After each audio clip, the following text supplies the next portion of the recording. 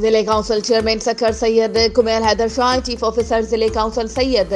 सखर अकबर अली शाह मासूमी जी हिदायतुनि तहत सखर जे पनुआ किलताल के मुख़्तलिफ़ ॻोठनि में मलेरिया वायरस ऐं मच्छर खां बचाव लाइ जारी स्प्रे मुहिम तहत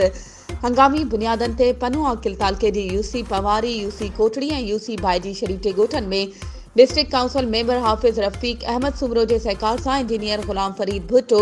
असिस्टेंट इंजीनियर हाकिम अली बुर्डो ऐं ऑफिसर अली गौहर शाह जी निगरानी हेठि स्प्रे वारो कमु जारी आहे। इन सिलसिले में ज़िले काउंसिल मेंबर हाफ़िज़ रफ़ीक अहमद सुमरो मीडिया सां ॻाल्हाईंदे चयो त ज़िले काउंसिल चेयरमैन सैयद कुमैल हैदर शाह पारां ज़िले काउंसिल जी यूसीज़ में मलेरिया खां बचाव लाइ मच्छरमार स्प्रे वारो कमु रोहिड़ी तालके खां शुरू करायो आहे ऐं हींअर पनुआ किलतालके में स्प्रे वारो अमल शुरू करायो आहे, जंहिं ते संदसि थोराइता आहियूं।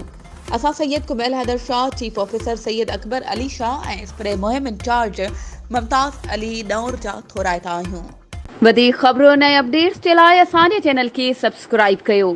ऐं हा, बेल आइकन खे प्रेस करणु न विसारिजो त जीअं असांजी हर नई अचण वारी वीडियो तव्हां ताईं पहुची सघे।